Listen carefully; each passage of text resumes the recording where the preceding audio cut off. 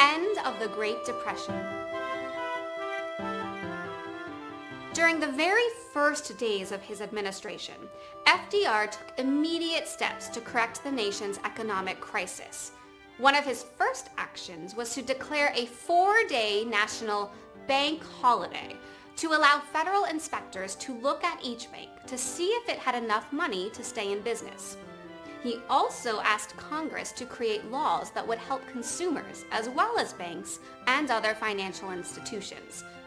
This was the beginning of the Federal Deposit Insurance Corporation, or FDIC. The Federal Deposit Insurance Corporation insured depositors against the loss of up to $5,000 of their deposits if their bank should collapse. This agency is still in existence today. FDR's administration passed many pieces of legislation and created programs and agencies as part of his New Deal. They focused on 3 areas: relief, recovery, and reform. The first goal was to provide aid to the suffering. FDR called for the creation of programs like the CCC, or the Civilian Conservation Corps. The CCC put people back to work by creating jobs for men building roads and developing national parks. FDR also created the Federal Emergency Relief Agency, or FERA, which offered job training programs and devised ways for farmers to get their unused crops to people in need of food. By the spring of 1933, the U.S. economy was showing some signs of recovery. However, many people were still without jobs and were still suffering terribly. FDR and his administration then launched a second wave of programs, sometimes called the Second New Deal. The National Recovery Administration was created and promoted policies like limiting the number of working hours in a day and the establishment of a minimum wage.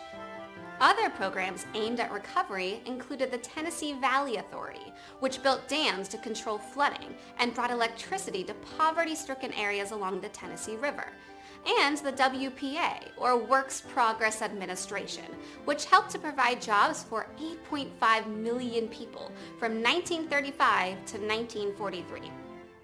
The third piece of the New Deal was reform. The goal was to ensure that this type of prolonged and drastic economic crisis could never happen again. New legislation, like the National Labor Relations Act, was passed to ensure businesses treated workers fairly. The Social Security Act of 1935 was one of FDR's most important and expensive New Deal programs. It provided social safety nets in the form of a national pension fund, an unemployment insurance system, and federal aid program for dependent children and people who are disabled. In November of 1940, FDR was elected to a 3rd term as U.S. president.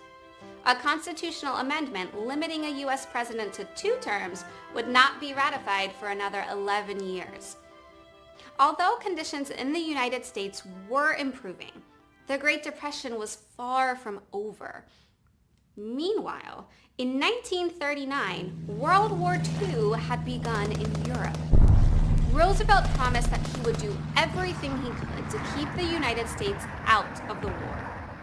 However, on December 7, 1941, Japanese forces bombed Pearl Harbor in Hawaii.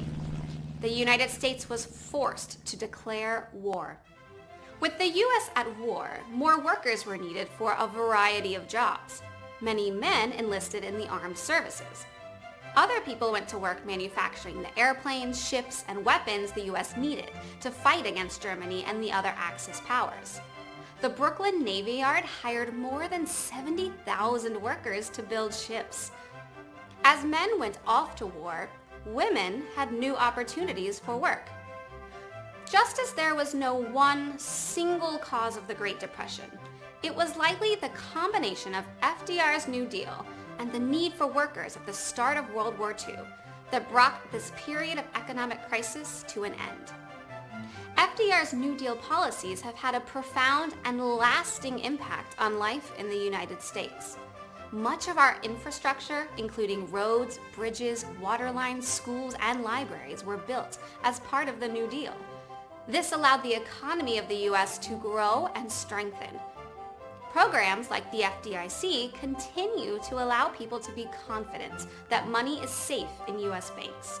And stock market regulations protect consumers by requiring companies to be truthful about profits.